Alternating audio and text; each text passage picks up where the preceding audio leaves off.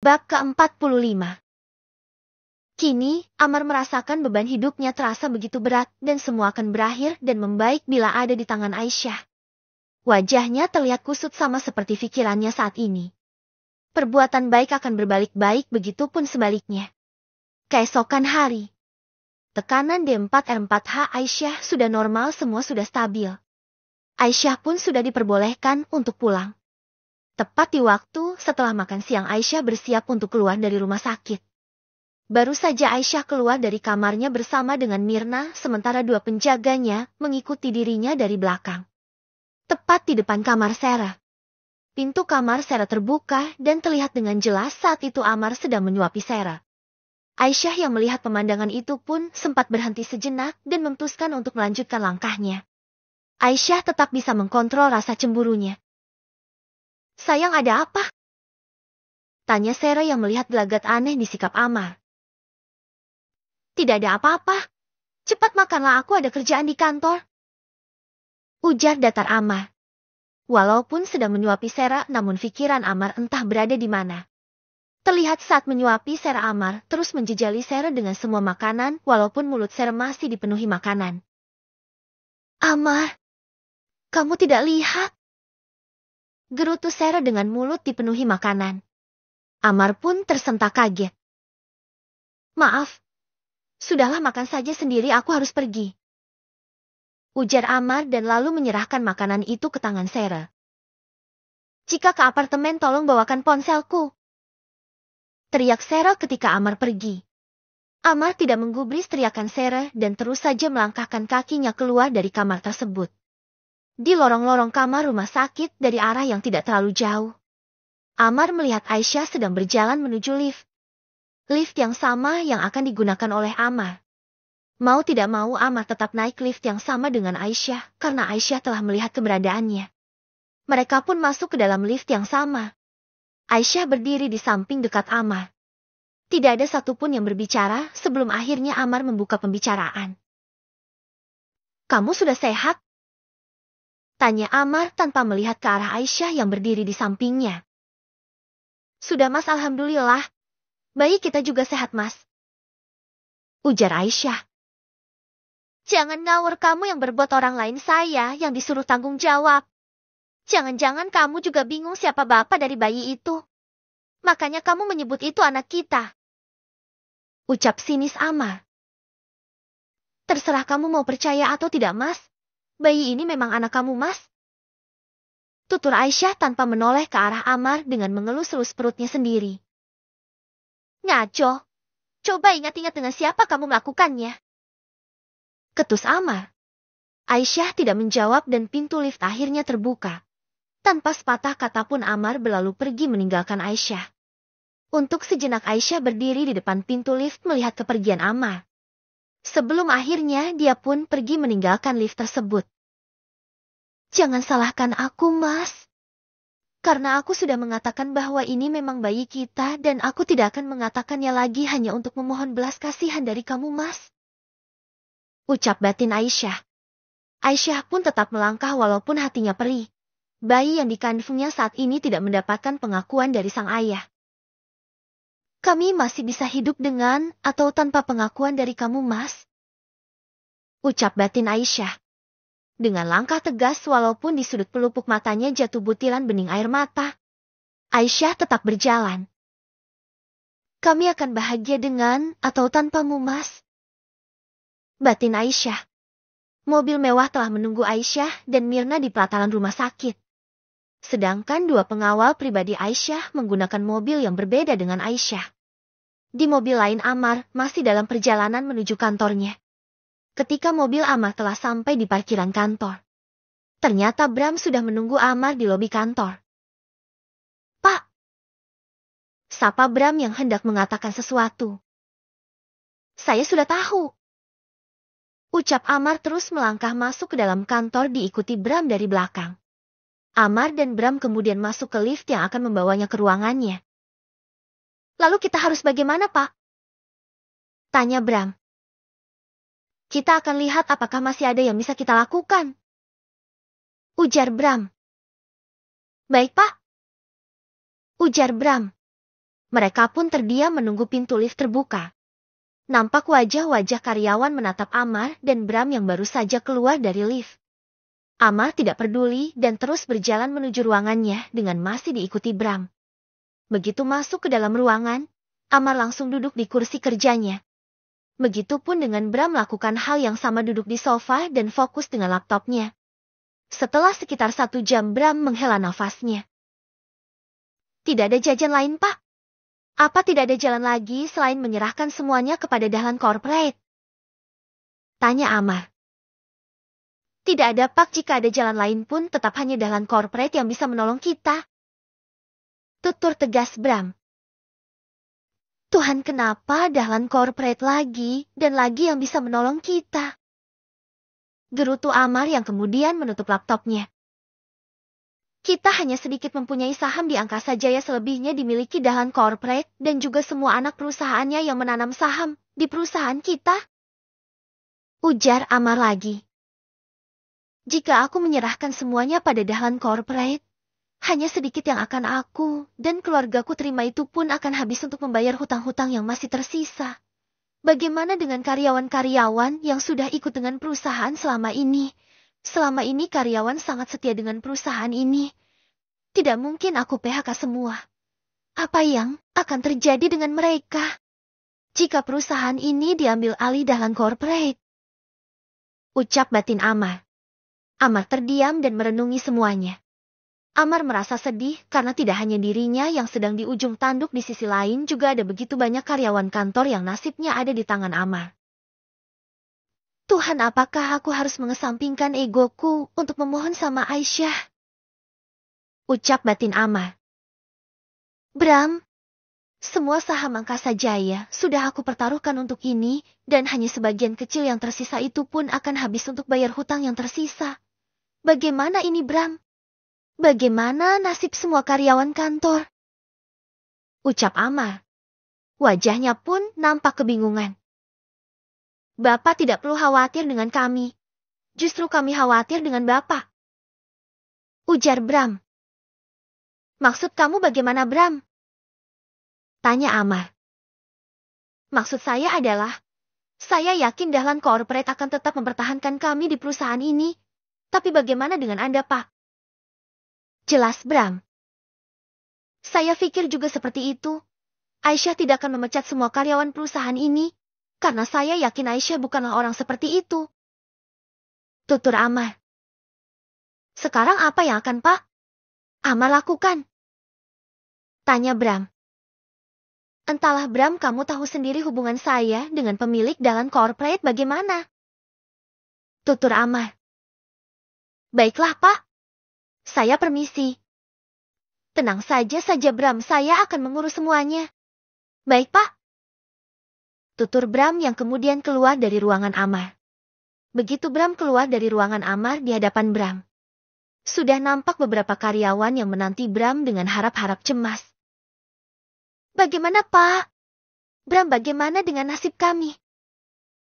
Tanya salah seorang karyawati.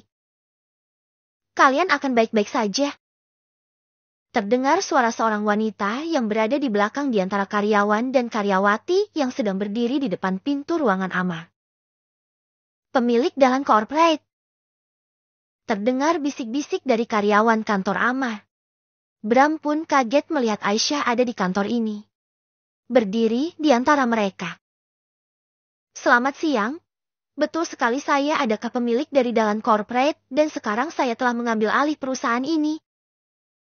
Tutur Aisyah dengan sangat elegan berjalan dan kini berdiri tepat di depan pintu ruangan Amar. Ada apa di luar? Gumam Amar yang mendengar suara berisik di depan ruangannya langsung keluar. Betapa terkejutnya Amar ketika melihat punggung seorang wanita yang sangat dikenalnya sedang berdiri di depan ruangannya yang dikerubungi banyak karyawan kantor. Kalian akan tetap bekerja di sini dengan atau tanpa pemimpin Angkasa Jaya? Tutur Aisyah. Aisyah, apa yang kamu katakan? Tegas Amar yang memuat seketika Aisyah menoleh ke belakangnya. Saya mengatakan mereka akan tetap bekerja di sini, baik ada Anda ataupun tidak ada Anda. Jelas Aisyah. ada yang lain dari cara Ayah Yaisah menatap Amar. Tatapannya kini begitu dingin terhadap Amar. Aisyah kini bukan lagi seperti istri yang tunduk terhadap suami. Tatapannya tampak datar dingin dan tidak peduli. Semua belum berakhir. Kamu tidak bisa berbuat seenaknya di perusahaan saya. Ujar Amar tegas. Perusahaan Anda? Apakah saya tidak salah dengar? Teman-teman dengarkan saya. Saya harap kerjasamanya dari kalian. Semua akan tetap sama, tidak ada yang akan berubah. Yang berubah hanya tentang kepemimpinan saja. Sekali lagi perkenalkan saya Aisyah Dahlan, pemilik dari Dahlan Corporate, yang tidak lain adalah pemilik baru dari perusahaan Angkasa Jaya, dan satu lagi tetap bekerja sebagaimana biasanya. Terima kasih. Tegas Aisyah yang kemudian pergi dari area tersebut tanpa memperdulikan Amar. Aisyah, tunggu. Amar berseru ketika Aisyah pergi. Namun Amar tidak bisa berbuat apa-apa selain membiarkan semua ini terjadi padanya. Karyawan pun satu persatu bubar termasuk dengan Bram. Bram pun meninggalkan Amar sendirian. Amar yang merasa sendirian pun akhirnya masuk lagi ke dalam ruangannya. Ditatapnya ruangan tersebut oleh Amar. Kenapa jadi begini? Apa kata ibu dan Amir jika mereka mengetahui ini semua? Gumam Amar. Amar terduduk sendiri di kursi kerjanya dengan menelungkupkan wajahnya. Rasa bingung, kesendirian dan sedih yang harus ditelannya sendiri. Sementara itu, Wulan istri dari hartawan sedang diam dan menyendiri di dalam kamarnya. Setelah kemarin hartawan dibawa pihak berwenang untuk mempertanggungjawabkan atas semua perbuatannya yang dilakukan Wulan, hanya termenung di dalam kamarnya. Para pelayan yang mengetahui peristiwa itu satu persatu pergi meninggalkan rumah itu setelah Wulan satu persatu membayar para pelayan dengan uang sisa tabungannya. Next. Bab ke-46. Para pelayan yang mengetahui peristiwa itu satu persatu pergi meninggalkan rumah itu setelah Wulan satu persatu membayar para pelayan dengan uang sisa tabungannya. Aku tidak menyangka semua ini akan terjadi. Hidup kami berubah 180 derajat, bagaimana mungkin papi ketahuan, padahal kami merasa semua aman-aman saja. Kami kira dengan menyuruh orang membenf Dahlan semua kekayaan itu akan dipercayakan kepada kami. Kami kira anak perempuan Dahlan tidak bisa apa-apa dan tidak tertarik urusan kantor. Tapi, ternyata justru dia yang menjebloskan papi ke jeruji besi, dan lambat laun semua akan terbongkar juga, dan papi pasti akan menyeret mami juga ke jeruji besi. Mami tidak mau PIH. Bagaimana dengan Sera, anak semata wayang kita PIH? Gumam Wulan yang berbaring di atas tempat tidurnya dengan air mata berderai dan membasahi bantalnya. Sera juga sedang sakit. Kasihan jika harus tahu masalah ini. Isak tangis Wulan di atas tempat tidur semakin menjadi manakala Wulan melihat foto mereka bertiga terpampang jelas di dinding kamar. Tat! Tat! Tiba-tiba terdengar suara bel pintu menggema di dalam rumah. Membuat Wulan semakin ketar-ketir ketakutan. Siapa yang datang? Jangan-jangan polisi, jangan-jangan papi mengaku sudah membenf Dahlan. Terus mami harus dipenjara juga. Gumam mami yang kemudian bersembunyi di bawah selimut. Tat! Tat! Suara bel terus-menerus berbunyi hingga membuat mami keluar dari persembunyiannya, yaitu di bawah selimut.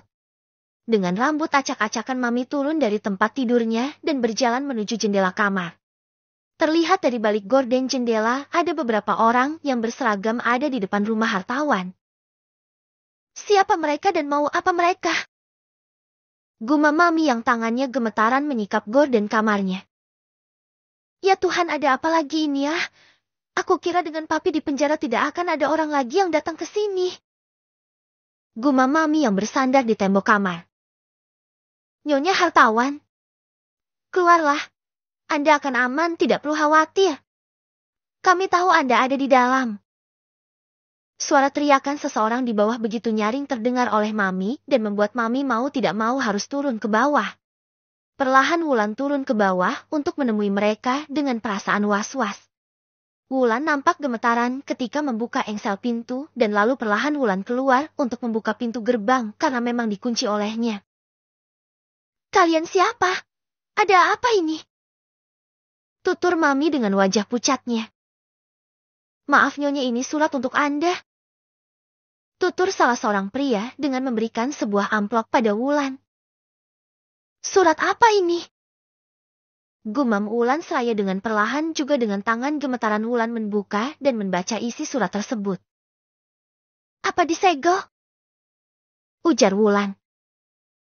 Benar Nyonya, rumah ini disegel dan bukan hanya rumah ini saja yang disegel, tapi semua aset keluarga Anda yakni 2 villa di puncak dan 2 rumah di Malaysia dalam pengawasan kami. Tutur pria berseragam itu. Padahal kami sudah hidup sesederhana mungkin agar tidak ketahuan, tapi kenapa semua ini masih juga terjadi? Ucap batin Wulan. Lalu saya harus tinggal di mana, Pak? Saya mohon berikan saya waktu untuk mencari kontrakan.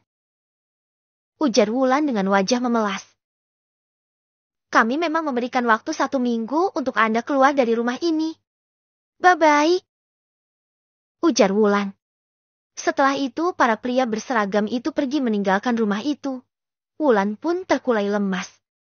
Wulan berlutut di tanah dengan wajah tertunduk dan menangisi nadibnya. Aku harus tinggal di mana? Uang tabunganku juga sudah habis untuk membayar semua gaji pekerja di rumah ini. Harus pergi kemana aku? Ucap pelan Wulan dalam isak tangisnya. Semuanya sudah tidak bersisa. Isak tangis Mami Wulan yang sedang berlutut di tanah pekarangan rumah besarnya. Aisyah. Dada Amar berdegup kencang manakala dia terbangun dari mimpinya. Wanita yang aku lihat di hotel itu datang ke mimpiku dan dia mirip sekali dengan Aisyah. Gumam Amar. Amar berdiri dan menyambar jasnya kemudian pergi dari ruangan kantornya. Entah apa yang ada di pikiran Amar sehingga ia melajukan mobilnya dengan kecepatan tinggi. Tibalah mobil Amar di sebuah hotel. Amar langsung masuk ke hotel tersebut dan menemui resepsionisnya. Saya sahabatnya Laki Permadinata pemilik hotel ini. Kalian bisa bantu saya? Tanya Amar yang begitu datang langsung menembem Patka dengan pertanyaan. Maaf Pak. Memang benar pemilik hotel ini adalah yang telah Anda sebutkan, tapi untuk lebih jelasnya lagi mungkin Bapak bisa menemui manajer hotel.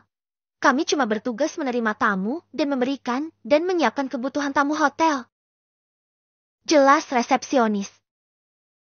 Oke baiklah, katakan di mana manajer kalian? Tanya Amar.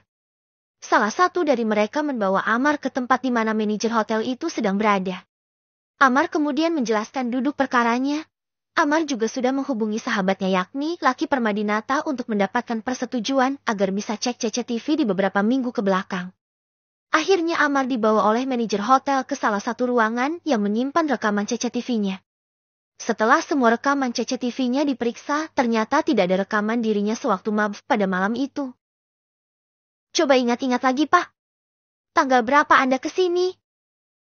Amar pun terdiam sejenak untuk mengingat tanggal berapa dirinya mabuk dan siapa yang membawanya masuk ke hotel ini. Setelah agak lama Amar mulai mengetik beberapa angka yang merupakan tanggal yang dikira-kiranya tanggal yang tepat. Di dalam monitor di tanggal tersebut sekitaran tengah malam, ada 2 orang yang memapah laki-laki yang sedang sempoyongan. Iya itu dia. Ujar semangat Amar.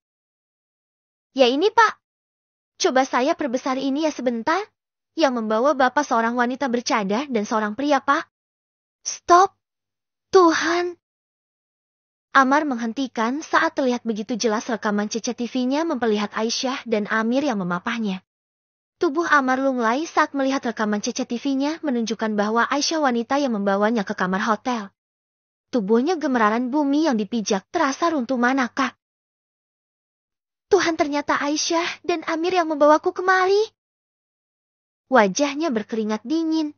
Berkali-kali Amir menyeka wajahnya. Teruskan. Amar meminta untuk meneruskan rekamannya. Aku harus menemui Amir. Gumam Amar saat melihat Amir meninggalkannya di kamar hotel. Dan baru menjelang subuh Amir kembali menjemput Aisyah. Amar ambruk terduduk di kursi saat telah melihat rekaman CCTV tersebut. Bapak baik-baik saja. Mau saya ambilkan minum Pak? Ucap manajer hotel. Amar menghela nafasnya dalam-dalam mencoba menetralisir rasa gugup dan rasa tidak percaya akan semua yang telah dia lihat di rekaman tersebut. Jadi rekaman ini benar asli? Tutur Amar.